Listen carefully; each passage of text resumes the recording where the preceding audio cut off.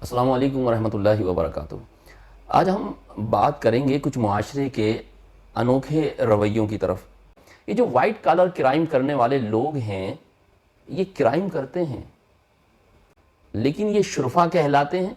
انہیں بدمعاش نہیں کہا جاتا، جبکہ ان کا جو آمدنی کا طریقہ ہوتا ہے وہ کوئی اچھا طریقہ نہیں ہوتا ہے، وہ بھی برے طریقے سے ہی آمدنی کماتے ہیں۔ لیکن فرق صرف اس میں اتنا ہوتا ہے کہ وہ لوگ جو کھلم کھلا جرائم کرتے ہوئے آمدنی کماتے ہیں، ہم انہیں تو بدمعاش کہہ دیتے ہیں، لیکن وہ لوگ جو چھپ کر پیٹ پیچھے وار کرتے ہیں، دھوکہ دہی کے ذریعے سے سفید پوش جرائم کا ارتکاب کرتے ہیں، اس سے حاصل ہونے والی آمدنی کے نتیجے میں وہ پھلتے پھولتے ہیں، ہم انہیں نہ تو مجرم سمجھتے ہیں اور نہ ہی انہیں بدمعاش کا لقب دیتے ہیں، بلکہ ہم انہیں شرفا ہی سمجھتے ہیں۔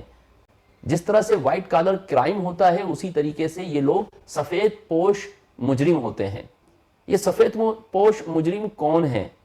ذرا تھوڑی سی توجہ دیجئے اپنی اپنی آمدنی پر اور اپنے ارد گرد جو لوگ موجود ہیں ان کی ذرائع آمدنی پر۔ یہ وہ شخص ہوتا ہے جو ڈاکٹر کی صورت میں مریض کو وہ دوائیں لکھ کر کے دیتا ہے جس کی ضرورت اس مریض کو نہیں ہوتی، لیکن چونکہ اس کا ایک مخصوص کمیشن دواؤں کی دکان سے منسلک ہے، لہٰذا وہ اپنے مریض کو وہ دوائیں لکھ کر کے دے دیتا ہے۔ یہ وہ شخص ہوتا ہے جو اپنے مریض کا صرف اس لیے آپریشن کر دیتا ہے کہ اس کے ذریعے سے ایک بڑی رقم اسے حاصل ہوگی، وہ کئی دن تک اسپتال کے اندر رہے گا، کمرے کا کرایہ بھی دے گا اور مختلف قسم کی میڈیسن بھی خریدے گا، اور ایک لمبا چوڑا بل اس کو بنا دیا جائے گا۔ اگر ہم نے اس کو سمپل دواؤں سے ٹریٹمنٹ دے دی تو پھر ہم اپنے اسپتال کے خرچے کیسے نکالیں گے؟ زبردستی کے آپریشن ہم دیکھتے ہیں کہ خواتین کی ڈیلیوری کے دوران کیے جاتے ہیں۔ یہ شخص بھی سفید پوش مجرم ہے۔ یہ وہ شخص ہے جو اچھا مال دکھاتا ہے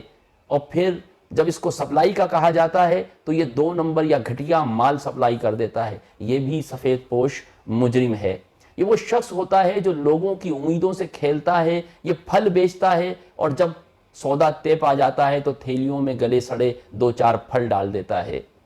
یہ سبزی بیچنے والا، یہ پرچون کا کام کرنے والا، یہ ڈاکٹر، یہ وکیل، جس کو یہ پتا ہوتا ہے کہ اس کا کلائنٹ جو ہے اس نے جرم کیا ہے، لیکن صرف اپنی فیس بٹورنے کے لیے وہ عدالت میں مسلسل مجرم کو بے گناہ ثابت کرنے کی کوشش کرتا ہے، اور پھر یہ سمجھتا ہے کہ میں اپنے کلائنٹ کے ساتھ چونکہ مخلص ہوں لہٰذا میں کوئی بہت ایمانداری کا کام کر رہا ہوں، اصل میں یہ بھی سفید پوش مجرم ہے۔ یہ وہ شخص بھی ہوتا ہے جو جانتا ہے کہ قرآن اس سے کیا مطالبہ کر رہا ہے، حضور نبی کریم کی زندگی اس کے سامنے موجود ہے، ان کا طرز عمل کیا تھا، لیکن یہ ممبر رسول پر بیٹھ کر صرف وہ باتیں کرتا ہے جو اس مسجد کے مسلک والوں کو خوش کرنے کے لیے ہوتی ہیں۔ یہ شخص ممبر رسول پر بیٹھ کر سفید جرم کا ارتکاب کرتا ہے، یہ وائز ہونے کے باوجود سفید پوش مجرم ہے۔ شرفا اصل معنوں میں بہت کم لوگ ہوتے ہیں۔ شرفا کہلانے کے لائق صرف وہی لوگ ہیں جو کسی بھی قسم کے کھلم کھلا یا پوشیدہ جرائم کے ذریعے سے آمدنی حاصل نہیں کرتے۔ میں نیک معاش اس شخص کو کہتا ہوں جو آمدنی کرتے ہوئے اس بات کا خیال رکھتا ہے کہ اس کی آمدنی شریعت کے اصولوں کے مطابق حلال اور پاک ہو۔ اگر اس کے ذہن میں یہ بات جاگزی رہے کہ میں حدود سے تجاوز نہ کروں، دوسرے شخص پر زیادہ برڈن نہ ڈالوں، اپنے منافع کے لیے اچھا مال دکھا کر اچھا ہی مال فراہم کروں، کوئی نقص ہے تو اس کو بتا دوں، سچ بولوں، وعدہ خلافی نہ کروں اور دیانتداری کے ساتھ اپنا کاروبار کروں، تو ایسے شخص کو نیک معاش کہا جاتا ہے۔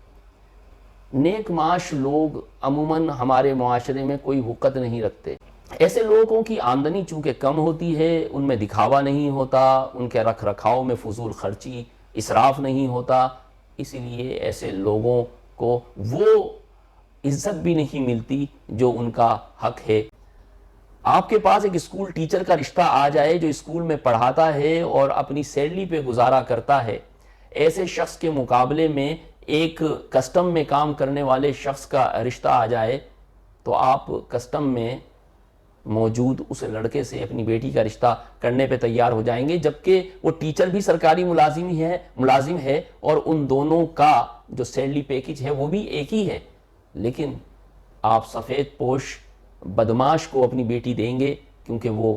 کسٹم، ایف بی آر یا کسی بھی بڑے ادارے کے اندر رشوت کے ذریعے اور غبن کے ذریعے اپنی دولت بڑھاتا ہے، بڑی گاڑی میں آتا ہے اور اس کے گھر میں 4 ہوم امپلائسز زیادہ ہیں، جبکہ ایک اسکول ٹیچر جو ایمانداری سے اپنی نوکری کر رہا ہے، آپ اسے ہرگز اپنی بیٹی کا رشتہ دینا پسند نہیں کریں گے۔ میں ان ساری باتوں سے آپ کی توجہ اس بات کی طرف دلانا چاہتا ہوں کہ ہم لوگ جرائم سے نفرت کرتے ہیں لیکن جرم کرنے والے لوگوں سے محبت کرتے ہیں۔ ہم ہمیشہ سفید پوش مجرمین کو پسند کرتے ہیں، ہم یہ چاہتے ہیں کہ ہماری بیٹی ایک ایسے گھر میں جائے جہاں پر وہ جا کے عیش کرے، بھلے سے اس گھر کا تمام نظام حرام، رشوت اور غبن کے پیسوں سے کیوں ہی نہ چل رہا ہو۔ ہم نہیں چاہتے کہ ہماری بیٹی شادی کے بعد صبر کرے، رواداری، دیانتداری، میانہ روی کے ساتھ اپنی زندگی گزارے۔ لہٰذا ہمارے لیے ایک ایماندار آدمی ویسے تو قابل تعریف ہے، لیکن اسے ہم اپنی بیٹی کا رشتہ نہیں دیتے۔ میں اس رشتے کے حوالے سے صرف کمپیریزن کے ذریعے آپ پر یہ بات واضح کرنا چاہتا ہوں کہ ہم لوگ اصل میں دوہری سوچ کے حامل معاشرے کے فرد ہیں، جہاں پر تمام تر عزت کا معیار دولت کی فراوانی ہے۔ آپ کے محلے میں، آپ کے خاندان میں، آپ کے دوستوں میں اور آپ کے ملنے والوں میں اگر کوئی شخص ایسا ہے جس کے بارے میں آپ یہ کہہ سکیں کہ یہ ایک نیک معاش شخص ہے، یعنی جس کی آمدنی شریعت کی حدود میں رہتے ہوئے ہے، جو شریعت کی حدود کی پابندی کرتے ہوئے حلال کمائی کماتا ہے، ایسے شخص کی قدر کیجئے، کیونکہ یہی وہ لوگ ہیں جن کے برکت کی سبب سے آسمان سے پانی برستا ہے اور زمین سے غلہ اگتا ہے۔ السلام علیکم ورحمۃ اللہ وبرکاتہ۔